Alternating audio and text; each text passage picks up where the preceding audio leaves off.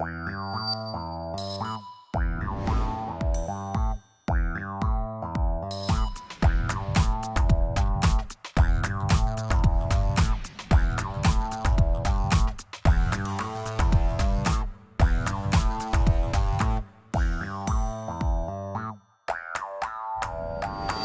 bienvenue à cet atelier pédagogique organisé conjointement par les équipes de pédagogie et les équipes des services numériques de Dauphine. Donc aujourd'hui, nous sommes très heureux d'accueillir Catherine Chouard. Donc Catherine, on ne la présente plus, mais je vais quand même faire une petite présentation rapide. Donc après avoir passé près de 20 ans dans des comités exécutifs de grands groupes d'entreprises internationales, notamment DHL, Grand Vision et Elior, en tant que donc, DRH, Catherine donc aujourd'hui mène une activité de conseil et surtout à Dauphine a été à l'initiative de la création d'un programme qui s'appelle Trajectoire. Donc je la laisserai en dire un petit peu plus sur en quoi consiste ce programme.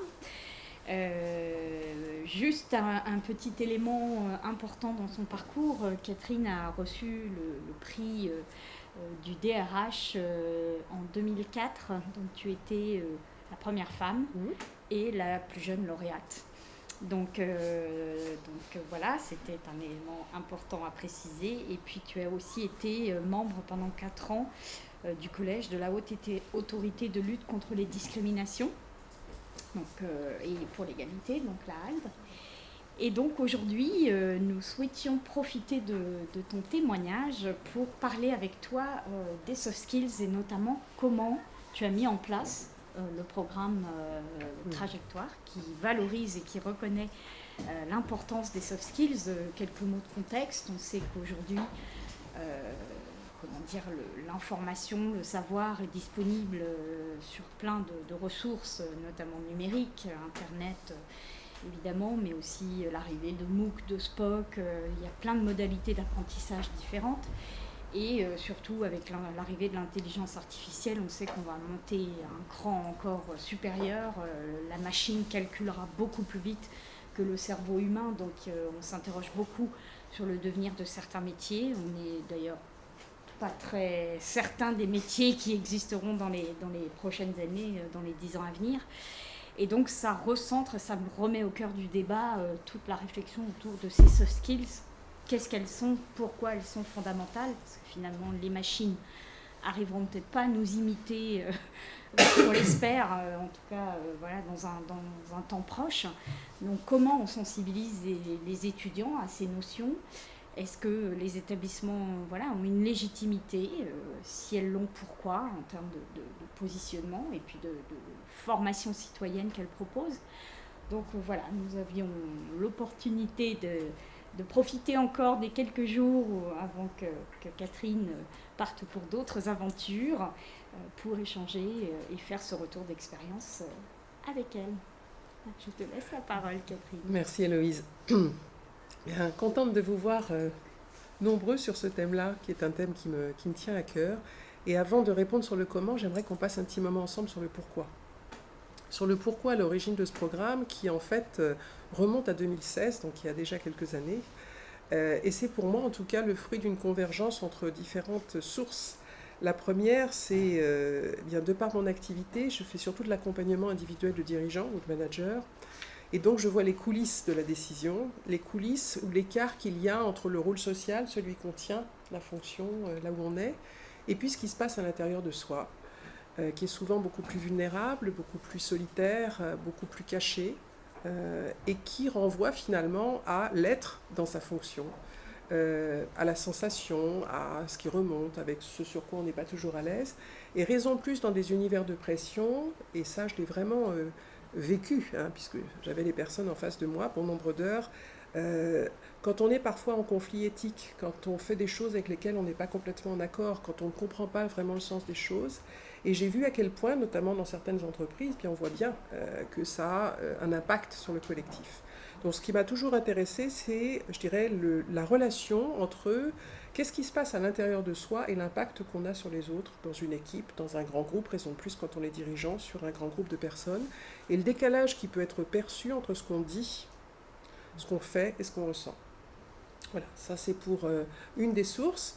La seconde, j'interviens à Dauphine depuis une quinzaine d'années dans le MPI ressources humaines, donc la fonction ressources humaines, eh bien, je l'ai connue pendant bon nombre d'années, et d'entendre, de vivre avec voilà, des sessions de participants, de voir aussi leur questionnement sur comment les fonctions œuvrent dans ces collectifs, comment on fait avec les personnes, pas simplement avec les rôles ou avec les postes. On voit bien que là encore, voilà, il y a des questions pour lesquelles il n'y a pas beaucoup de réponses. Et puis enfin, la question a été, et je m'en étais ouverte à l'époque à Laurent Batch, qui est, mais au fond, ces jeunes qui sont ici sur les bancs de Dauphine, comment est-ce qu'ils sont dans la finalité de Dauphine, puisque en tout cas celle qui m'a été partagée, c'est de dire à l'origine, Dauphine a été créée pour préparer des managers critiques et responsables.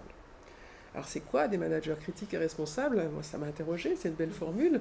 Je me suis dit, c'est pas la journaliste que vous êtes que je dirais le contraire. C'est bien pour moi avoir une pensée personnelle, c'est de se dire sur quoi on forge sa propre pensée, qui n'est pas forcément emprunter ce que les autres disent, ou pas que. Et puis responsable, ça m'a vraiment interrogée en me disant, mais responsable de quoi? On met souvent la responsabilité à l'extérieur de soi, mais comment on fait pour être responsable de soi aussi? Et ça, souvent, je n'ai pas entendu grand-chose sur ces sujets-là. Et on pose toujours des choses à l'extérieur, et il faudrait faire, ou il faudrait que les autres fassent. Mais au fond, quel est le rapport de soi à soi, et comment ça se lie dans un univers de management? Donc, forte de ça, les discussions ont évolué.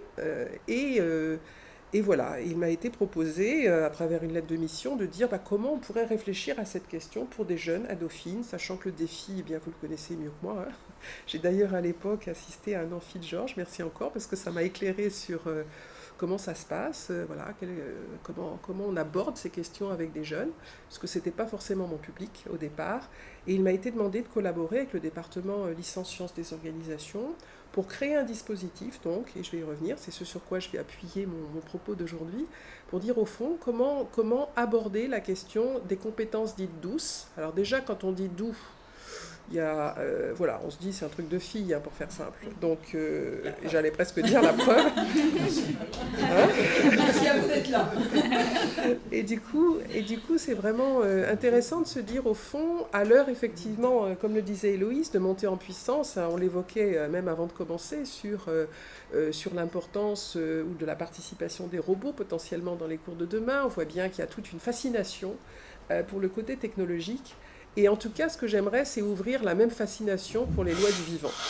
En disant, est-ce qu'on est encore capable de s'émerveiller pour l'humanité, pour le vivant, et pour la façon dont on va transmettre à des étudiants qui sont de futurs, je sais pas quoi, managers, dirigeants, ce qu'on veut, en tout cas qui seront dans le monde du travail, à leur goût et à leur façon, qu'est-ce qu'on va être amené à leur transmettre en tant qu'adultes référents, a priori, sur ce thème qui est que va faire notre humanité par rapport à cette montée en puissance de robotisation.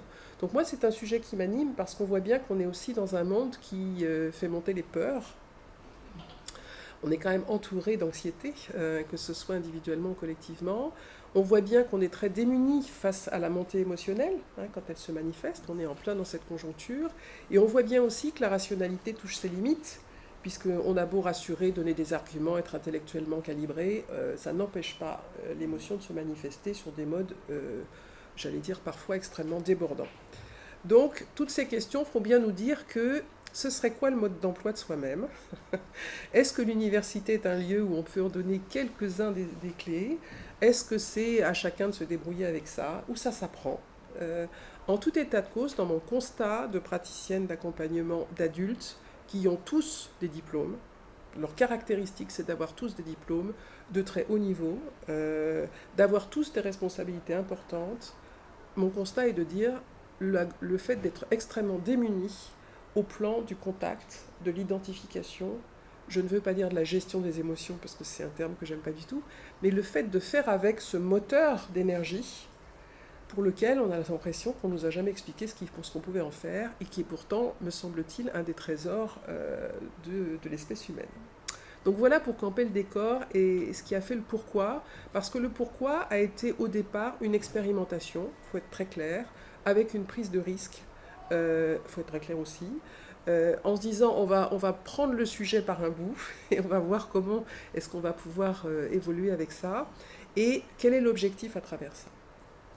Ça vous va sur le pourquoi, ça vous paraît clair, hein? Donc, comment après, alors là, ça a été une aventure collective, c'est le deuxième point important, c'est que, me semble-t-il, le soft skills, c'est pas une science infuse, il n'y a pas de vérité à part entière, c'est plutôt comment on aborde ce sujet aussi en croisant.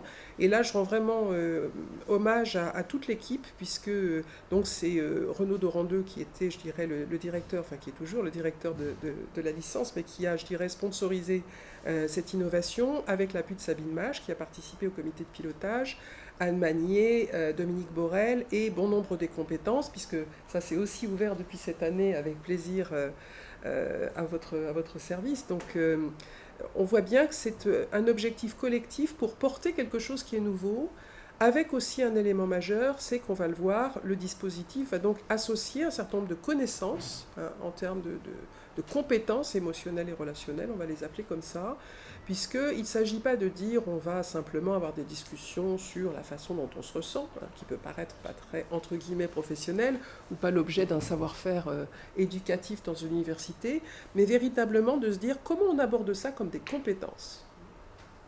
Et pourquoi ? Parce que le monde du travail les réclame. Autrement dit, on voit bien qu'on est aussi au bout d'un modèle qui ne serait que disciplinaire. Qu'est-ce qui va être sollicité aujourd'hui ? C'est la capacité à mettre en lien les connaissances, à les mettre, je dirais, le plus en système possible, de façon à un moment donné, être en capacité de collaborer sur des problématiques complexes et la plupart du temps inconnues.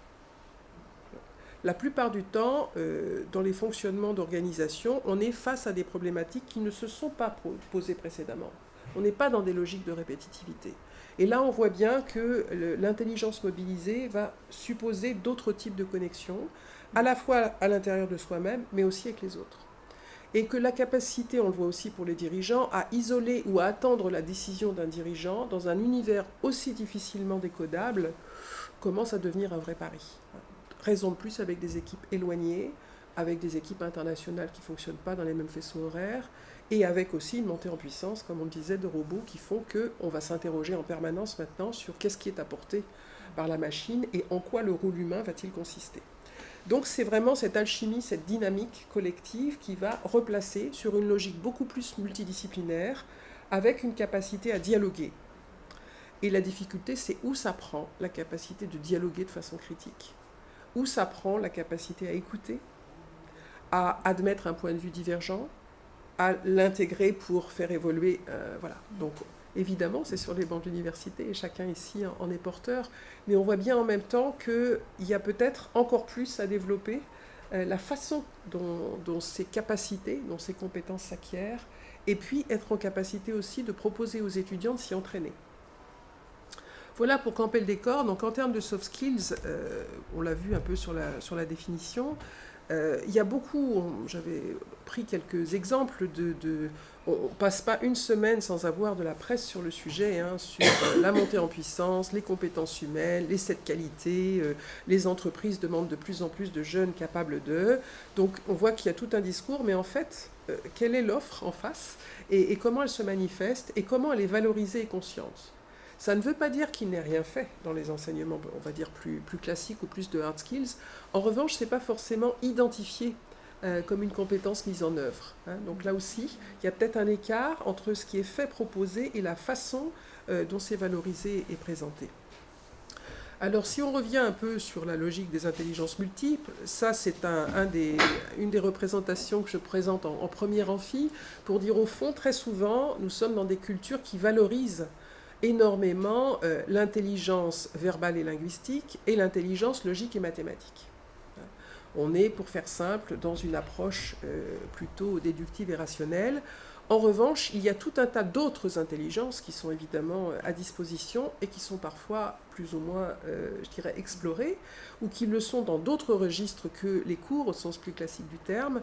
Alors par exemple, musical et rythmique, ça on peut imaginer que ce n'est pas forcément complètement évident au sein d'un cours, mais la connaissance de soi, le rapport à l'orientation, à l'espace, à la visualisation par exemple, à la projection, la relation à l'autre, sont des types d'intelligence qui vont être extrêmement sollicités et dont on sent bien qu'il y a parfois, je dirais, un manque, notamment dans les très jeunes générations, qui vont être très, très, je dirais, interactives avec un support de connexion, qui vont être parfois beaucoup plus mal à l'aise, notamment en petits groupes, quand il va s'agir de parler de soi, quand il va s'agir d'être en relation avec l'autre. Donc c'est la raison pour laquelle on peut s'interroger sur comment est-ce que les univers d'apprentissage au sens large vont mobiliser l'ensemble des modes d'intelligence humaine pour favoriser leur exploration et pas forcément surinvestir sur uniquement un ou deux leviers. On pourrait se dire, si on dispose d'un clavier de piano, est-ce qu'on va jouer une partition sur 5 touches ? Bon, c'est parfois le risque dans certains types de modes éducatifs. Alors, le propos par rapport à Trajectoire, pour décrire rapidement le dispositif, c'est un dispositif donc, qui a été conçu sur 2 années. La première année de licence sciences des organisations. Et là, alors vous allez le voir, c'est une expérience, maintenant l'essai a été transformé, mais cette expérience, elle est déjà circonscrite dans le temps, puisque vous le voyez, c'est un programme de 6 heures par an. Donc voilà, il a fallu rentrer aussi dans les grilles disponibles. Donc il n'y a aucune prétention à transformer des choses de façon radicale en 6 heures, c'est vraiment une ébauche, mais c'est déjà une première. Avec un amphi de rentrée devant 750 étudiants. C'est une forme de performance physique, je dois dire. Mais la bonne nouvelle, c'est que c'est leur 2e jour de rentrée, donc bon, c'est plus calme que ceux d'après. Et l'idée, là, sur ce premier amphi, c'est déjà de les surprendre un peu, de les accueillir sur un mode différent, d'ouvrir justement sur ces différentes formes d'intelligence, et puis d'offrir, grâce aux possibilités aussi de Dauphine, une approche interactive, puisque j'ai utilisé WooClap pour être en capacité d'interroger à chaud les étudiants sur un certain nombre de questions un peu inattendues, du type si vous notez avec des pas de 10 entre 0 et 100, quel est maintenant votre degré de confiance en vous ? En un mot, est-ce que vous pouvez dire qu'est-ce qui vous donne confiance en vous ? Autre question, par exemple, qu'est-ce qui vous donnerait confiance en votre avenir ? En un mot, qu'est-ce qui vous donnerait confiance en votre avenir ? Bon, voilà, ce type de questions pour nouer un dialogue, pour aussi qu'ils se repèrent dans l'amphi sur leurs origines régionales, par exemple, ou leur anniversaire, leur tranche d'âge. Donc des petites choses pour créer du lien, et puis qu'ils commencent à se projeter dans un univers où on va progressivement les inviter à se projeter dans leur réussite et à voir comment est-ce qu'ils vont s'engager aussi dans leurs études. Donc ensuite, il y a eu donc 2 ateliers mis en place, donc atelier CTD pour faire simple, 2 TD dans l'année, un au premier semestre, un au second. Le tout premier, alors à chaque fois le principe des TD c'est d'être expérientiel, c'est-à-dire que vraiment ils vont vivre à partir de, je dirais, d'une règle du jeu qu'il leur est proposée, ils vont vivre un moment, c'est-à-dire qu'ils vont expérimenter par eux-mêmes sans avoir la réponse à leurs questions. Ça, c'est un point important pour nous. On n'est pas là pour apporter des réponses, on est là pour les faire ressentir des choses, mettre des mots et partager ensemble sur ce qu'ils vivent. C'est vraiment un parti pris pédagogique. Donc le premier thème, c'est autour de l'écoute. S'écouter et écouter. Et on voit que, moyenne d'âge, vous connaissez, en L1, c'est 17 ans et demi, 18 ans pour les plus âgés, premier de la classe, donc ils arrivent au bac rapidement. Donc c'est pas forcément un thème qui est confortable. Et ce dont on s'est aperçu, j'ai vraiment des feedbacks d'étudiants ou d'étudiantes en tête, par exemple en disant, 1, c'est intimidant de parler de soi, on n'est pas habitué, 2, on se rend bien compte à l'issue de l'atelier qu'on ne sait pas jusqu'où dire, si on ne dit pas beaucoup, on n'a pas beaucoup de réponses et d'écho avec l'autre, mais si on en dit trop, parfois, on ne sait pas trop ce qu'on doit garder confidentiel ou non. Donc on voit bien aussi avec les réseaux sociaux un rapport à l'intimité qui n'est pas forcément évident à identifier. Alors là, quand c'est dans un cercle bienveillant, ça je vais y revenir également, ça permet de tester jusqu'où on va dans la présentation de soi, mais on sent que ce sont des questions qui ne sont pas abordées. et qui sont parfois délicates.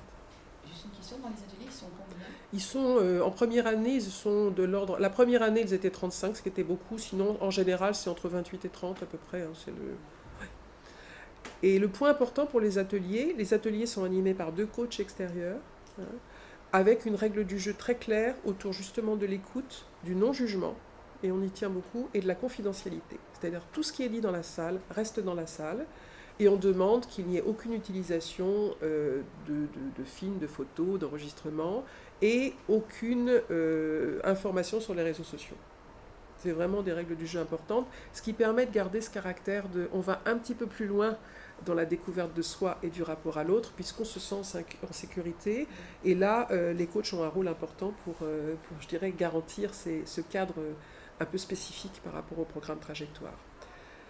Le second atelier se fait sur le thème d'oser demander et travailler efficacement en équipe. Là aussi, alors ça c'est fort d'une expérience personnelle, on a quand même le culte du héros qui réussit seul. Et le dirigeant, généralement, incarne ça. Je suis arrivé au top et j'ai réussi. L'exploit sportif, le foot à part, mais quand même, on identifie quand même certaines personnes plus que d'autres.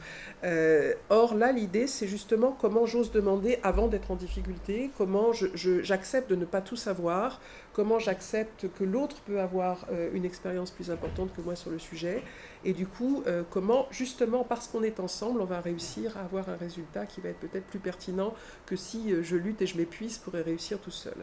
Donc ça aussi, c'est une question qu'ils touchent de façon parfois paradoxale avec ce qu'ils ont dans les autres enseignements, où ils sont notés, etc.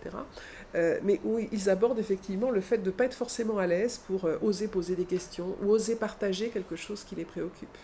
Puisque cet atelier commence par, choisissez une préoccupation, une question que vous avez et que vous avez envie de partager avec les autres. Et donc, l'idée, c'est comment les personnes qui sont autour vont être ressources et vont donner leur point de vue, leurs suggestions ou leur expérience sur le sujet. Et le deuxième amphi est autour du stress. Ça arrive au moment où généralement ils sont en pleine phase d'examen. Parfois ils en ont d'ailleurs tellement qu'ils sont plus disponibles pour venir à l'amphi, donc c'est partie des paradoxes. Mais l'idée c'est justement, je suis traversée d'émotions, d'anticipation, comment je me prépare, comment j'apprends à faire avec ça, comment c'est pas une honte, comment font les autres, est-ce qu'il y a peut-être des choses qui vont m'aider dans ma méthode de travail ou dans mon organisation, et comment je peux effectivement identifier ce qui se passe à l'intérieur de moi. Voilà pour la première année. La seconde, dans la foulée, vous voyez, ça fait nombreux quand même en amphi de rentrée. La seconde année, la maturité a déjà un peu évolué. On a changé l'ordre en fait, puisqu'il y a eu des modifications d'une année sur l'autre. Cette année, on a introduit la notion de comment trouver sa voie. Il y a une question assez fondamentale sur l'anticipation du futur. C'est déjà quelle va être ma spécialité, dans quel pays je dois partir en mobilité, vers quelle filière je vais plutôt m'orienter. Donc on sent que ce type de questions se pose déjà très tôt. C'est la raison pour laquelle, au lieu de le faire en amphi de fin de deuxième année, on l'a passé en début de deuxième année. Comment trouver sa voie ? Donc là, à travers une approche méthodologique de l'ikigai, en l'occurrence, qui est une approche japonaise qui permet de se projeter un peu sur quels sont mes désirs, quels sont mes choix, qu'est-ce que j'aime faire, qu'est-ce que je sais faire, comment je peux réfléchir là-dessus. Et qui va donc irriguer les 2 ateliers de l'année. Le premier, sur comment je m'appuie sur l'équipe pour mieux me connaître, avec une approche très simple qui est notamment d'identifier ses qualités. Là encore, c'est culturellement pas très français. On a plutôt tendance à appuyer sur ce qu'on ne sait pas trop faire. On est beaucoup plus à l'aise pour parler de ses défauts ou pour demander aux autres leurs défauts que de valoriser ce qui va bien. Et pour moi, c'est très intéressant de voir que même sur les jeunes générations, il y a des réactions très diverses, notamment qui peuvent être de gêne, qui peuvent être « mais madame, c'est de l'arrogance » si on dit nos qualités. Donc on voit bien que comment est-ce que si déjà on intègre à 17 ans et demi ou 18 ans le fait que je ne sais pas trop qui je suis, mais je ne me définis pas parce que j'aime faire ou ce que je sais faire, je dirais que la projection pour la suite, et raison plus si demain on prépare des managers qui auront des équipes, on voit bien que l'effet positif d'encourager des ressources et de les aider à valoriser ce qu'elles ont de meilleur en elles pose quand même question. Donc moi ça a été une façon voilà, de partager, de dire comment on peut aussi voir les choses positivement. Ça ne veut pas dire qu'on ne va pas faire de progrès sur d'autres domaines, mais là aussi, on peut être content de contribuer avec d'autres sur des choses qu'on aime bien ou qu'on sait bien faire. Et le deuxième atelier est là aussi une petite approche du pitch, c'est-à-dire comment je me présente à l'autre de façon authentique et en disant qui je suis. Qui n'est pas la préparation à l'emploi, qui n'est pas la préparation à un entretien de recrutement. On n'est pas dans une approche entre guillemets instrumentale. On ne cherche pas à plaire à un interlocuteur, juste à dire voilà qui je suis et comment ça peut déclencher l'intérêt de l'autre qui du coup va poser des questions, va avoir envie d'aller plus loin. Donc ça, c'est aussi quelque chose qui nous a tenu à cœur. On pourrait dire, c'est d'ouvrir des humanités au sens large et pas être déjà dans une démarche de préparation à l'emploi. D'être dans une ouverture pour dire, si je me présente au monde de façon sincère et ouverte, je peux penser que, a priori, je vais avoir une réciprocité sur un terrain d'authenticité et que du coup, ça va générer des choses intéressantes à ouvrir en termes de projets et de collaboration. Donc c'est un parti pris, j'allais dire universitaire, et je trouve que voilà, en cela, il a vraiment permis aussi à des jeunes de s'écouter, donc de pratiquer. Là, on leur demandait de pratiquer, de se préparer avant l'atelier et d'arriver avec un pitch écrit qu'ils vont dire d'abord à leur petite table, puis à l'ensemble du groupe. Ce qui permet aussi aux plus timides ou un peu plus démunis ou un peu moins à l'aise dans la façon de se présenter, d'écouter les autres, et de se rendre compte que tiens, j'avais pas pensé à ça et je peux rebondir et d'avoir un effet collectif pour, je dirais, soutenir les personnes. Et enfin, cette année, on a abordé en dernière amphi, donc c'était il y a une quinzaine de jours, vivre pleinement mon expérience à l'étranger, donc les préparer aussi à la mobilité, à leurs 6 mois de mobilité. Qu'ils partent ou non d'ailleurs, parce qu'on peut vivre des expériences à l'étranger ou ailleurs, parce qu'on fait un stage dans une communauté pas très loin de chez soi, parce qu'on change de quartier, parce que voilà. Donc c'était pas forcément l'étranger au sens large, mais comment je vis mon expérience de m'immerger dans un monde différent, inconnu, qui va avoir d'autres codes, d'autres modes de relation et de fonctionnement, et comment du coup je vais avoir une approche de non-jugement, de me décentrer, d'écouter différemment et d'être curieux des codes des autres. Et là aussi, comment je vais faire avec mon émotion, parce que parfois, notamment si je suis coupée de ma famille pendant 6 mois pour la première fois, il peut se passer des choses qui ne sont pas toujours forcément évidentes à cet âge-là. Ça vous paraît clair sur la présentation du dispositif? Ça a été des questions à ce stade, non? Non? Ok. Voilà, donc c'était... Merci Héloïse, c'était pour vous donner des visages, vous voyez, ça c'était un moment où ils souriaient, donc parce que parfois on ne sait jamais trop s'ils sont sur Facebook ou si ils suivent, mais ça fait partie des interrogations. En tout cas, je crois qu'il y a une double attitude d'être un peu dérangé parce que c'est nouveau et ça vient chercher sur des choses qui ne sont pas habituelles. Donc voilà, je crois que c'est en soi un programme dérangeant et on en a accepté aussi une phase d'impopularité, il faut être clair. Ça pose question, c'est pas forcément évident. Venir à un atelier, surtout quand en première année, on a fait, je dirais, l'expérimentation avec les horaires les plus délicats, c'est-à-dire les plus tardifs le soir, les plus tôt le matin, le jour de la Saint-Valentin, etc. Il faut avoir une certaine forme d'humour, c'est-à-dire qu'en clair, ils ne sont pas forcément complètement disposés à être en plus sollicités sur un thème qui n'est pas complètement bordé, j'allais dire. Et justement, j'avais une question. Oui. J'imagine que vous leur demandez quel est le ressenti, vous faites un bilan, et c'est ressenti de quelle façon? Alors c'est peut-être la suite de votre Alors présentation. on va peut-être voir aussi sur l'évaluation, mais faites-m'y penser si parfois si je n'abordais pas cette question-là. Effectivement, donc par exemple, j'avais envie de vous partager, une des questions de première amphi était autour de la réussite. Et ça, vous voyez, par exemple, c'était un flash, c'est une photographie à un moment donné, ça n'a pas de valeur de recherche ni de statistiques scientifiques, mais c'est par exemple un faisceau d'indices sur, en un mot, qu'est-ce que réussir pour vous. Et ça, c'est au tout début de la première année. et vous voyez quand même un gros mot ressortir, qui est celui de bonheur ou d'épanouissement. L'argent n'est pas très loin, mais il n'est pas forcément en premier. Et puis il y a tout un tas de mots intéressants autour de la passion, l'harmonie, s'éclater, l'épanouissement personnel, devenir cadre, au poste, conciliation. Donc on voit qu'il y a tout un faisceau de représentations. J'invite d'ailleurs, s'il y a des sociologues ou autres parmi vous qui ont envie d'approfondir, je trouve que c'est une mine d'avoir accès à des informations comme ça, de perceptions qui sont à un instant T, parfois sur des modes totalement décalés, voire qui nécessitent parfois quelques modérations, hein, parce que quand on fait appel à des mots sur un grand groupe, il y a beaucoup de choses qui... C'est mon nom. C'est mon nom. Qu'est-ce que réussite? C'est mon nom qui est sorti. Donc voilà, bon. C'est peut-être là aussi des recherches de rôle modèle. En tout cas, ça invite aussi à... Vous voyez, il y a plein de mots différents. Il y a être fier de soi, il y a des noms de footballeurs, il y a l'épicurisme, être libre, liberté, s'épanouir, les rêves. Rendre fier papa et maman. Oui, tout à fait. Pour vous donner aussi des éléments de maturité, qu'est-ce que réussir, hein? Voilà. La famille l'est. Hein? Donc on voit bien qu'il y a tout un univers. Hein? Il y a tout un univers. En tout cas, je trouve que c'est intéressant comme ça, à un moment donné, de recueillir un avis sur ces sujets. Donc, sans les passer tous, mais il y a... pour vous faire sourire peut-être, il y avait une question qui était quelle est la ressource sur laquelle vous pouvez toujours compter? Et à 80% en première année, ils ont répondu « maman ».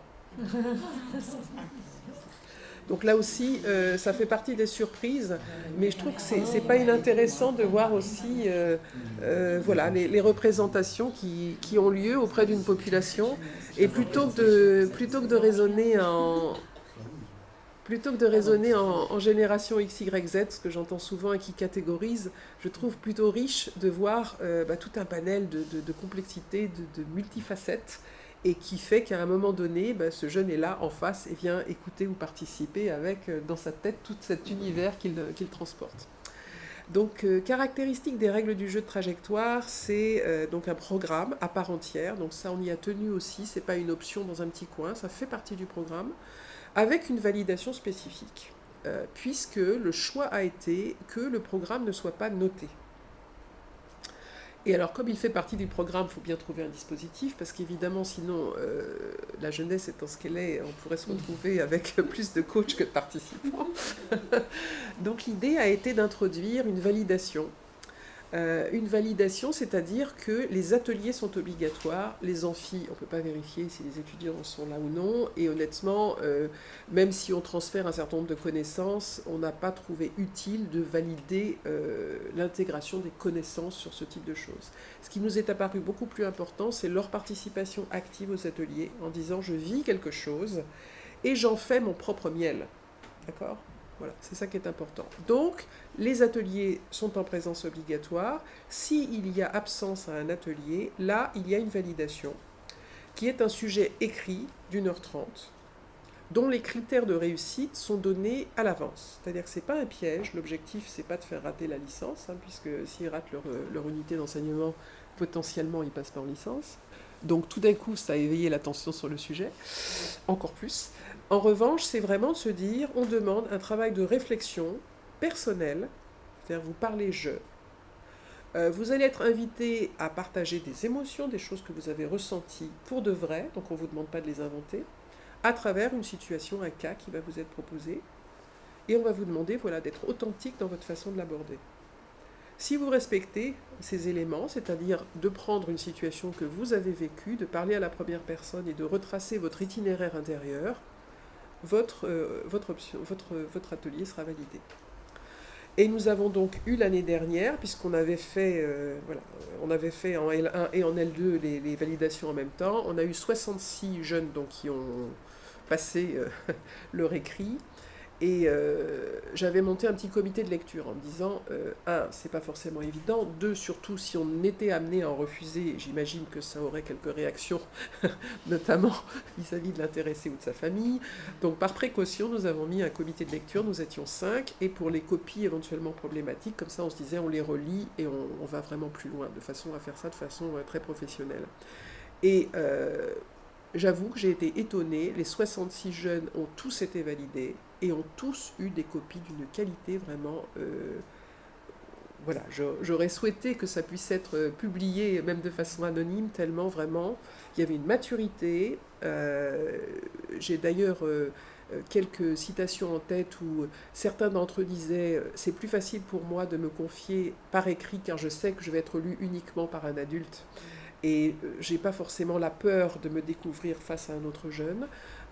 Merci oui, parce que dans les questions que nous avions posées, la dernière, il y avait 3 questions par sujet. Un sujet, par exemple, était vous êtes face à un interlocuteur pour une demande de stage et voilà, il vous demande de parler de vous. Qu'est-ce que vous avez envie de dire de vous? Première question. Deuxième question, quelles sont les émotions que vous rencontrez quand vous répondez à la première question? Qu'est-ce qui se passe quand vous répondez ça? Et troisième question, qu'est-ce que vous tirez de ce type d'exercice? Qu'est-ce que ça vous a apporté de faire ce type d'écrit? Et donc, voilà, ça permet d'avoir un processus qui se met en place et de voir comment le jeune qui répond rentre plus ou moins profondément ou est sincère. Et je dirais que j'ai été très, très impressionnée par cette capacité à aller loin, à avoir envie de le faire, et les types de réactions sur finalement, c'est le genre d'exercice qu'on ne fait jamais, mais c'est drôlement intéressant. Alors, je ne sous-estime pas l'effet d'opportunité, en se disant qu'il vaut mieux répondre ça que l'inverse. Toutefois, la façon dont c'est dit et les exemples qui sont pris laissent à penser que c'est quand même pas complètement neutre. Voilà, donc ça aussi un enseignement de notre part, puisque je dirais que c'était quand même un dispositif pour lequel il y avait un effet d'expérimentation important. Alors, je sais que la question se pose toujours, oui, mais alors comment on évalue l'efficacité, est-ce que ça sert, qu'est-ce qu'ils en pensent, etc. Je me dépêche pour qu'on ait le temps de questions. Les feedbacks des étudiants, alors, j'ai fait le choix, comme honnêtement, au tout démarrage, on a avancé vraiment... au fur et à mesure, c'était vraiment un processus de co-création à chaud. Le premier amphi, j'ai demandé que l'amphi soit noté, c'est-à-dire qu'est-ce que le contenu a un intérêt entre 1 et 5, voilà, de façon à se dire est-ce qu'on est un peu dans la plaque de leur centre d'intérêt ou pas, est-ce que ça répond. Et je dirais durant les 3 années, puisque ça a été étonnamment stable, sur un public de 740 personnes les premiers, entre 500 et 600 dans les 2 années suivantes, la note moyenne a été de 4,2 sur 5. Donc a priori, on va bien dire que ça vient rencontrer une forme d'intérêt. Le deuxième élément, c'est à l'issue de l'amphi, j'ai demandé, vous repartez avec quoi dans les messages? Qu'est-ce que vous retenez en fait de ce premier amphi? Et comme c'est pas forcément lisible, je vous lis, le premier, c'est le premier message clé, avoir confiance en soi et apprendre à mieux se connaître pour mieux réussir. Le deuxième, c'est autour de la motivation. Le troisième, respiration carrée, c'est parce qu'on a pratiqué un type de respiration pour se centrer et être en capacité, retrouver la pleine capacité de ses moyens. L'importance des relations humaines. Dauphine se concentre sur notre épanouissement personnel. Gérer son parcours, gérer le stress et ne pas avoir peur. Organisation, persévérance, santé et équilibre et se détendre. Voilà, donc on voit qu'il y a a priori quelques éléments de réponse. Et ce que je trouve intéressant aussi dans l'utilisation de l'interactivité, c'est, en tout cas pour ma part, c'était une première, surtout en si grand nombre. D'ailleurs, ça l'était aussi pour Dauphine, parce que je crois qu'on a réinstallé la bande passante Wi-Fi pour le premier amphi, parce que 750 connexions simultanées, c'était pas évident. Et en tout cas, en termes pédagogiques, ça pose vraiment la question d'accepter un retour totalement inattendu, qui fait changer de posture parce que vous pouvez avoir votre fil et être prêt sur votre déroulé. Simplement, les réponses que vous avez rentrent absolument pas dans votre champ. Et même pour des langages de jeunes, parfois, vous ne comprenez pas les mots qui sont dits. Bon, il y avait des idoles de foot, encore le foot, c'est à peu près, mais des approches qui étaient dans un langage pas complètement, on va dire, orthodoxe, je ne sais pas si ça existe, mais voilà, un peu vulgaire ou un peu d'un autre ordre. Donc, il y a des mots sur lesquels, voilà, il faut aussi faire face à l'inconnu et être parfois un peu déstabilisé aussi sur ces sujets. Enfin, la bonne nouvelle sur les soft skills, c'est que la bibliothèque universitaire de Dauphine a acquis un certain nombre d'ouvrages sous notre sollicitation. et j'ai reçu des nouvelles hier grâce à Elisabeth, hein, peut-être dire que... La bibliothécaire qui a organisé voilà. les collections et qui a dit qu'il avait eu un grand succès. Je crois qu'il y a une vraie demande sur ce sujet. Hein. Donc l'idée là encore, c'est de dire c'est pas quelque chose de mineur. Ça fait vraiment partie des dispositifs, me semble-t-il, à encourager et de dire ce sont des compétences en tant que telles. Il y a des savoir-faire, il y a des ouvrages de référence, il y a de la bibliographie importante. Et pour moi, symboliquement, que ça fasse aussi que ça rentre dans la bibliothèque universitaire et que ce soit pris en compte par les étudiants de façon aussi rapide montre bien qu'il y a une forme d'intérêt, d'appel. On ne sait pas encore complètement par où passer, mais ça me paraît intéressant de le partager avec vous aujourd'hui. Et ça a été repris également un peu par la presse, puisqu'on a eu 2 articles au démarrage, l'un du Monde et l'autre de l'Étudiant, justement pour s'intéresser à comment aborder cette notion de savoir-être dans l'enseignement supérieur. Et là, j'attire l'attention, ce sera peut-être mon message avant d'être plus en interaction, pour dire que Dauphine, au plan universitaire, est aujourd'hui très bien placée au plan français, hein, puisque je crois qu'on est même la première université à le développer pour des si jeunes en si grand nombre. Parce que souvent, c'est plutôt autour de 20 ans, dans des petits groupes, dans des groupes de 20, 30, dans des ateliers beaucoup plus circonscrits. Donc je crois que c'est vraiment une première pour Dauphine. En même temps, j'ai envie de dire, ça bouge beaucoup au plan international. Et notamment dans les classements internationaux, la notion de l'investissement sur ces sujets est prise en compte de plus en plus. Et notamment que ce soit aux États-Unis, mais en Asie aussi, on avait fait des comparaisons avec notamment Singapour et la Malaisie, ils sont extrêmement en pointe sur ces sujets. Donc on peut se dire que ce n'est pas simplement un élément qui pourrait être considéré comme pour être dans l'air du temps, mais c'est non seulement pris en compte par le marché du travail, mais aussi par l'évolution des enseignements au plan mondial. Voilà ce que j'avais envie de partager avec vous pour lancer le débat. Merci Catherine.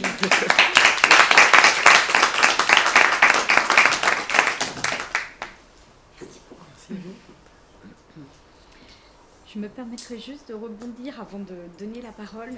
C'est vrai qu'on est dans un contexte international où des universités sont plus avancées que nous, mais quand même à Dauphine les choses bougent. Alors sur l'initiative de Catherine, hein, nous a ouvert une grande route, donc on va tâcher de surfer sur les graines que tu as semées. Et puis je tenais aussi à signaler donc dans les rapports EQUIS toutes ces accréditations qui sont aussi notre quotidien. Ces éléments sont importants et vont être de plus en plus des critères auxquels il va falloir qu'on soit en mesure de répondre. Et puis je tenais également à signaler que Dauphine a remporté un AMI. Donc les AMI sont des appels à manifestation d'intérêt qui sont portés par le ministère. Et nous avons proposé une réponse sur la mise en place de l'approche par compétences. Et donc du coup, ça nous a permis un recrutement. Et je tenais à présenter Christelle Jandot qui nous a rejoint la semaine dernière et qui aura pour mission d'accompagner les équipes pédagogiques, les enseignants, dans la mise en œuvre de la transformation de leurs cours, non plus en connaissances disciplinaires, mais en approche par compétences. Et je te laisse peut-être dire juste un petit mot. Je t'en prie. Je suis ravie aussi de pouvoir en parler aujourd'hui. C'est vrai que l'idée de cette approche par compétences, c'est aussi de réfléchir, même plus en tant que moi enseignant, mais même moi enseignant dans ma formation, comment ensemble on peut créer du lien et comment on peut expliciter davantage auprès des étudiants. Ça m'a vraiment parlé, cette idée d'explicitation de ce qu'on fait déjà, parce qu'il ne s'agit jamais de dire ce que vous faites ne convient pas, il s'agit plutôt au contraire de dire explicitons davantage auprès des étudiants ce que vous aidez à développer, et puis aussi ayons conscience que parfois on pratique beaucoup, notamment le travail en groupe, mais peut-être qu'on n'explique pas assez ce qu'implique un bon travail en groupe et comment se positionner soit dans un groupe, parce que ça sera très impactant ensuite, notamment dans les recherches d'abord de stage, d'alternance, et puis ensuite dans le milieu du travail. Donc c'est vrai que tout ça, c'est au fondement de l'approche par compétence, l'approche réflexive sur laquelle je travaille beaucoup et que je serais très heureuse de mettre en place aussi ici. Donc voilà, plaisir de travailler tous et toutes ensemble là-dessus.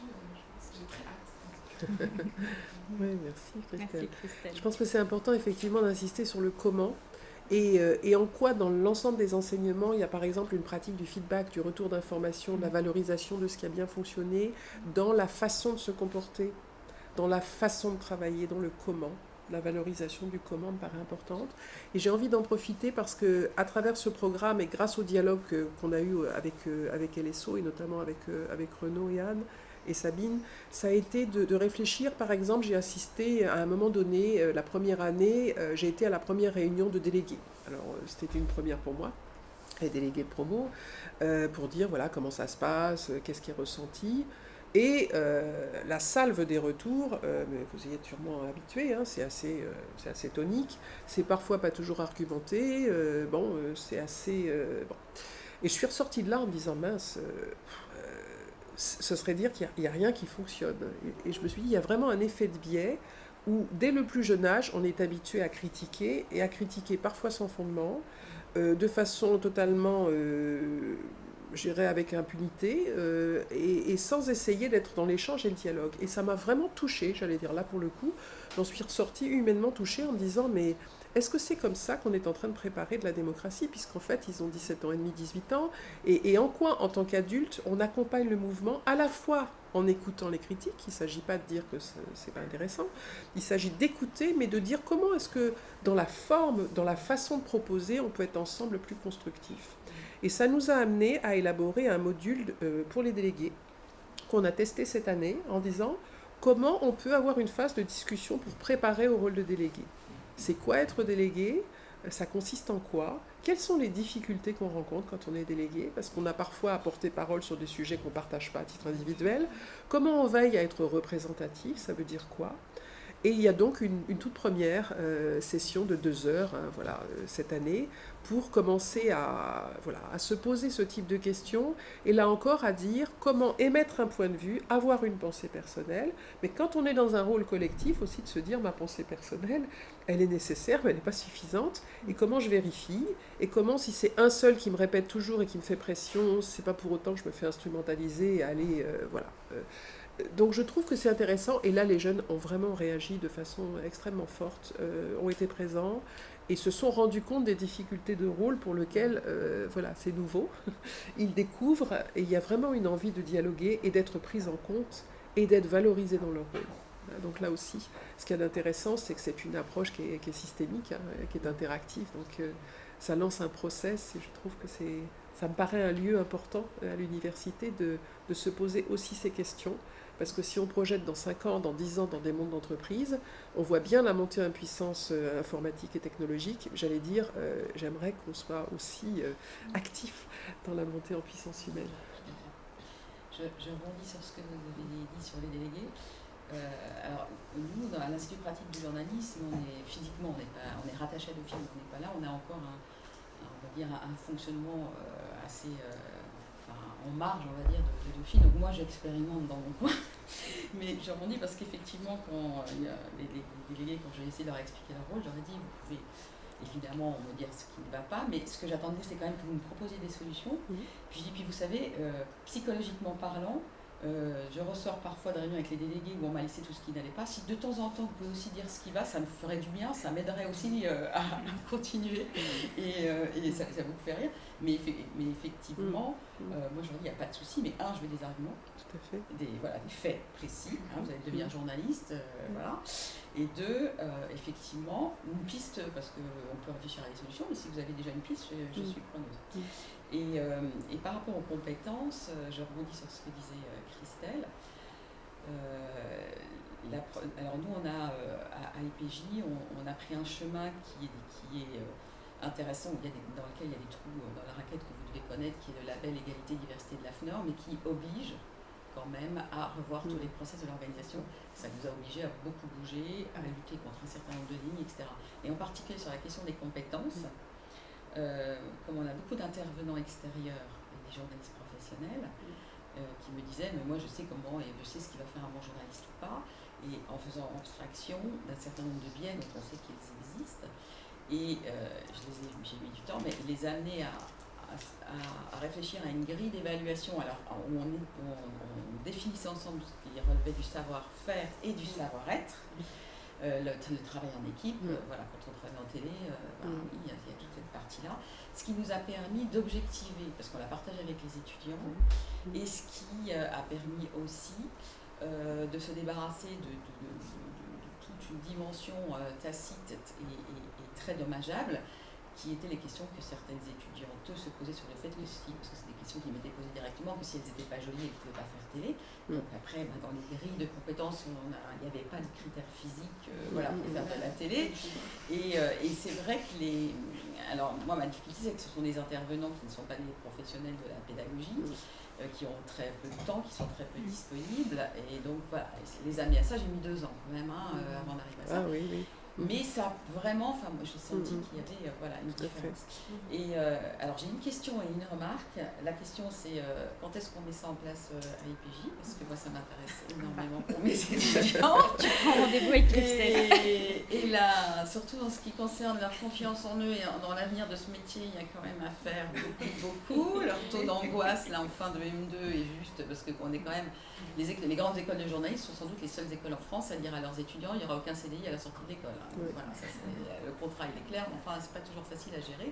Donc ils disent oui on le sait, on y va parce que c'est important, parce que la démocratie, parce qu'il faut donner de l'info, parce qu'il faut lutter contre les fake news, mais quand ils arrivent en fin de M2, ils sont dans un état de stress monumental, c'est compliqué. Et là la remarque c'est que ce travail-là, qui pour moi est totalement fondamental, et sur lequel, alors je travaille un petit peu différent, il n'a pas été mis en place comme ça, mais on travaille sur ces questions quand même dans les interstices.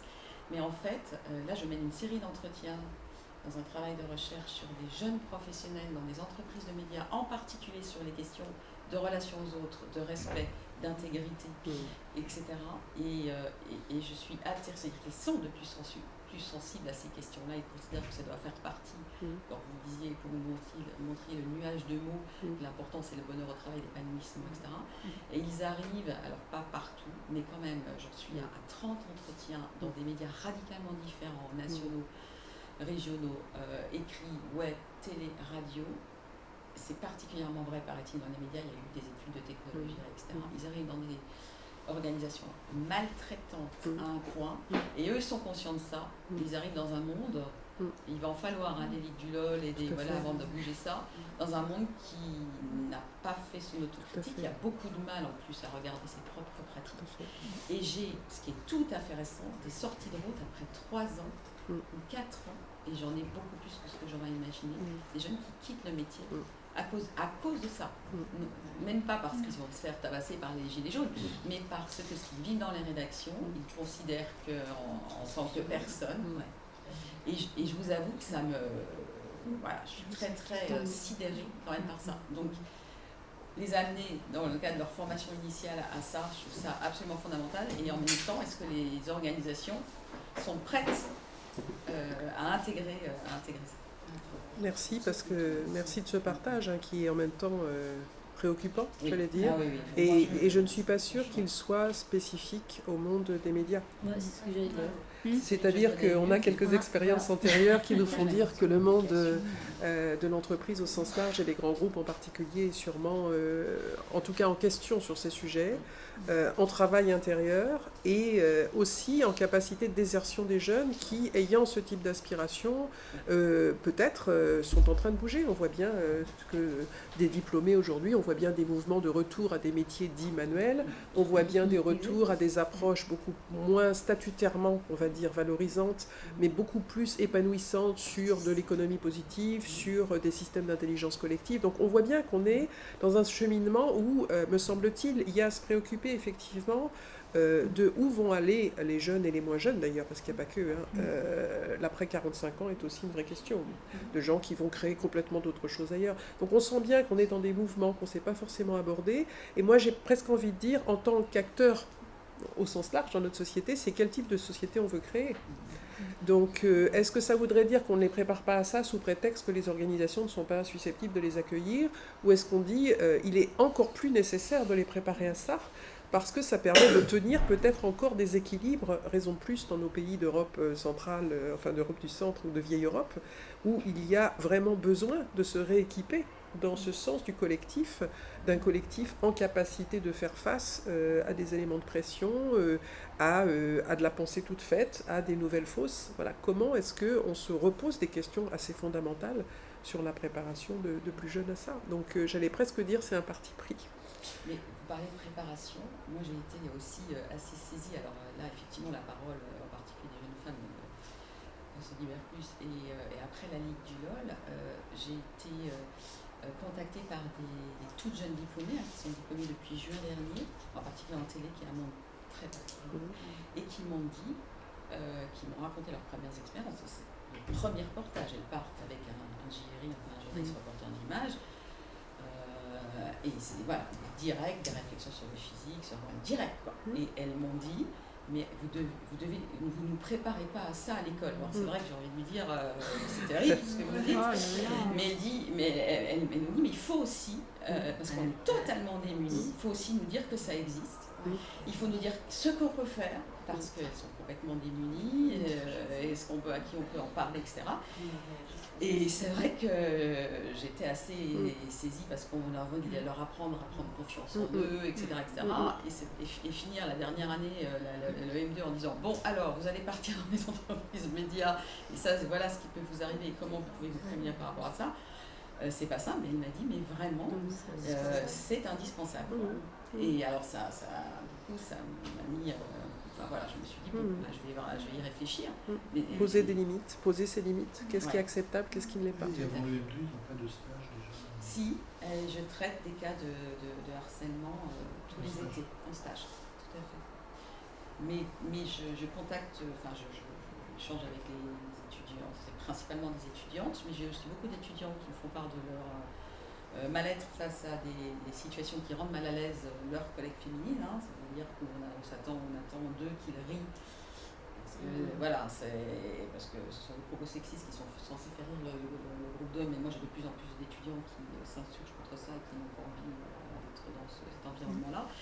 Et c'est vrai que je dois reconnaître, c'est pour ça que je reste optimiste, que quand j'interviens, que je caractérise les faits, et qu'ensuite que je dis à l'entreprise média, l'étudiante ne souhaite pas porter plainte, mais maintenant je vous signale ça et c'est de votre responsabilité d'agir. Mais je vous demande de me tenir au courant parce que si vous ne faites rien, moi ma responsabilité, c'est clairement de déconseiller à mes étudiants d'aller en stage chez vous. Ça c'est ma responsabilité, à vous d'assumer la vôtre. Et là, les deux derniers cas de figure auxquels je pense, les deux médias se sont extrêmement bien comportés, ont sanctionné la personne, ont envoyé dans un cas de figure une lettre à mon étudiant pour s'excuser, pour dire que c'était pas ses compétences professionnelles, parce que c'était sa première expérience professionnelle, donc voilà, pour lui dire qu'il s'excusait qu'elle ait eu cette première expérience professionnelle dans ces conditions, etc. Donc voilà, mais effectivement, je n'ai pas fait de prévention en disant à mes étudiants, vous pouvez soit subir, soit être confrontés, je pense plus aux jeunes garçons, mais j'ai aussi des jeunes étudiants victimes d'homophobie ou de racisme. Et je me dis qu'il faut aussi avoir ce discours, qu'est-ce que je peux faire quand j'arrive dans une organisation, ce genre de choses. C'est de plus en plus courant. C'est pas forcément de plus en plus courant, mais ils en parlent de plus en plus. C'est-à-dire qu'en même temps, merci pour ça, parce qu'on voit bien le glissement entre comment j'apprends à faire avec moi, comment j'apprends à faire avec l'autre, comment je rends des conditions positives, et en même temps un monde professionnel qui a parfois des rituels d'initiation, pour faire simple, particulièrement déplacés, et violents. Du coup, et la question de l'université par rapport à ça, est jusqu'où prévenir ou pas, parce qu'effectivement, mais c'est aussi comment préparer à des référentiels positifs.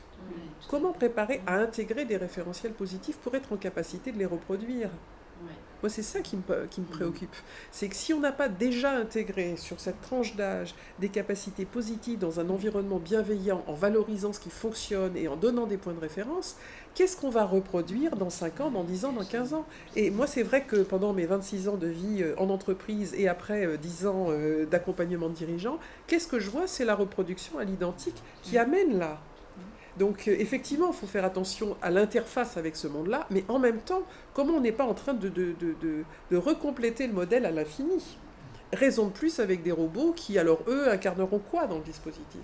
Moi, c'est ça qui me préoccupe. C'est pas tellement le robot en tant que tel. Voilà, tant mieux s'il se passe des choses. Mais c'est comment l'interface va nous amener à développer des types de compétences spécifiques pour éviter d'être dans des reconductions qui sont quand même, au plan de la loi du vivant, j'allais dire, qui sont pas tellement optimistes. Quand on entend ça fait pas envie. Et je me dis, qu'est-ce qu'on laisse à nos jeunes, si ce n'est que des mondes professionnels comme ça? Il y a plein d'autres possibilités beaucoup plus positives. Encore faut-il qu'elles soient, me semble-t-il, intégrées, en plus des compétences, on va dire, hard, hein, des savoirs qui sont nécessaires, mais on voit bien que les savoirs auront une tendance à être substitués. On le voit bien, la tendance est là, on tourne autour de ça. Donc c'est bien l'intelligence du savoir, c'est bien la capacité à mobiliser les savoirs et à les mettre en lien, la capacité à regarder la complexité. Et là, me semble-t-il, on a intérêt à se dépêcher, quoi, parce que ce sont des sujets qui sont encore relativement vécus comme secondaires, quoi. Oui. Puis-je apporter une note un peu plus légère? Bien sûr. Je m'appelle Eve Copin, je suis secrétaire ici, mais ma passion ici et ailleurs, c'est la pédagogie. Et c'est pour ça que je viens souvent aux ateliers. J'ai préparé votre intervention en allant voir les mèmes sur Dauphine, dans un groupe de 5000 dauphinois. Ouais. Et j'ai vu que le parcours de trajectoire était la 3e représentation de mèmes pour tout Dauphine. La première, c'est le changement de logo, très très très loin. Le second, c'est les examens. Et le 3e, c'est le parcours de trajectoire. Alors que c'est quand même toute petite. Tout à fait, c'est 6 heures par an sur 2 années. Oui. Et il génère énormément de mèmes. Et alors, évidemment, ce sont des mèmes, donc c'est humoristique, c'est Oui, tout à fait. un peu critique aussi. Bien sûr. Et 60% de ces mèmes sont sur la respiration carrée. Et c'est très, très amusant. Oui, C'est toujours intéressant de voir encore récemment. cette communication étudiante. Moi, il a fallu qu'on m'explique ce qu'étaient des mèmes. Je ne savais même pas il y a 6 mois. Mais c'est toujours intéressant de voir avec leur œil tout ce qui peut se passer à l'intérieur de la fac, avec une communication qui est exclusivement étudiante. Tout à fait. C'est très intéressant. Ah, merci de l'information. Ah oui, volontiers. Oui. Et si je peux me permettre, par rapport à ce que tu dis, on a pour le coup proposé de pouvoir faire des focus group avec les étudiants pour recueillir aussi leur avis, c'est-à-dire qu'ils ne soient pas juste passifs à découvrir le programme quand ils arrivent en cours, mais qu'on puisse les associer dans une réflexion, une prise de conscience, de façon à ce qu'ils soient eux-mêmes capables après d'expliquer à leurs copains à quoi ça sert, comment ça a été pensé, et puis recueillir leurs idées, parce qu'ils en ont plein aussi, et que voilà, on n'a pas la science infuse. Ils sont demandeurs. Et ils sont très demandeurs, ici, très demandeurs. Et ils ont l'impression que d'un seul coup, sont un peu des adultes. Oui, bien sûr. Prendre leur avis est quelque chose d'extrêmement important. Absolument, absolument. Ils ne veulent plus être considérés comme des Oui. C'est vrai. Merci en tout cas. C'est qu'a priori, ça les interpelle. Bien sûr. Oui. S'ils en parlent. Et puis ça leur donne des moyens concrets pour agir par eux-mêmes. C'est-à-dire que l'idée, c'est d'être aussi en forme de proposition, un peu de boîte à outils pour dire, voilà, dans ce type, quand vous rencontrez ce type d'émotion, de stress, etc., votre respiration, vous l'avez toujours avec vous. C'est juste une question de changement de plan de conscience. Au lieu d'être attrapé dans votre préoccupation, hop, vous redevenez plus en conscience et vous avez des moyens qui vous sont donnés et on leur dit, pratiquez. On ne vous demande pas de nous croire, on vous demande de vivre et de faire votre expérience. Voilà, donc ça met aussi dans une posture un peu différente. Voilà. Moi, j'ai peut-être une question, si on a encore le temps, parce que je sais pas. Ça, c'est vous qui guidez, parce qu'on est déjà un peu en... On est peut-être en retard déjà. Une dernière question. Une dernière question, entendu. C'est en lien, je pense, notamment aussi avec cette précédente remarque, et puis avec ce que vous avez pu dire sur notamment les nuages de mots, etc. Ce qui m'interpelle quand on met en place un questionnement sur la pédagogie de manière générale chez les enseignants, c'est qu'il y a toujours cette peur, premièrement, et puis après cette surprise par rapport à l'attitude des étudiants, et notamment le fait de se dire, finalement, si on les rend autonomes, ils s'emparent de ça très vite, et au contraire, ils en font quelque chose. Et du coup, par rapport au nuage de mots, par rapport à toutes ces étapes, qu'est-ce que finalement vous avez appris sur ces étudiants Parce que des fois, on a des a priori, on se rend compte très vite, tiens, je ne pensais pas aussi qu'ils étaient comme ça, qu'ils avaient tendance à réagir de cette manière-là. Et donc, je me dis que ça pourrait aussi être intéressant d'avoir aussi votre retour sur peut-être un changement ou un point de vue qui aurait évolué sur ces étudiants. C'est une vraiment belle question. En tout cas, pour ma part, ce que j'ai envie de partager, c'est que déjà, la perception du programme en 3 ans a bougé, puisque c'est notre 3e première année, cette année, et que du coup, c'est notre 3e promotion d'atelier, et qu'on a vraiment senti que les étudiants étaient différents.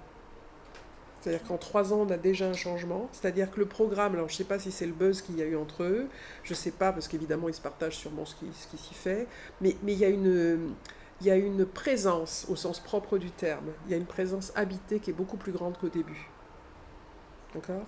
Donc le fait peut-être aussi d'avoir testé le système, c'est-à-dire qu'on a testé que les coachs sont solides, on a testé que la confidentialité c'est pour de vrai, on a testé que ça part pas sur les réseaux sociaux, en tout cas ça part peut-être, on le voit pas, mais je veux dire, voilà, il n'y a pas eu d'incident critique, autrement dit, il y a un climat de confiance qui s'est instauré, et on sent maintenant des étudiants qui ont vraiment envie de jouer le jeu. Là où au début, c'était peut-être un petit peu plus en provocation, ou en j'ai pas envie, ou en ça me dérange, etc.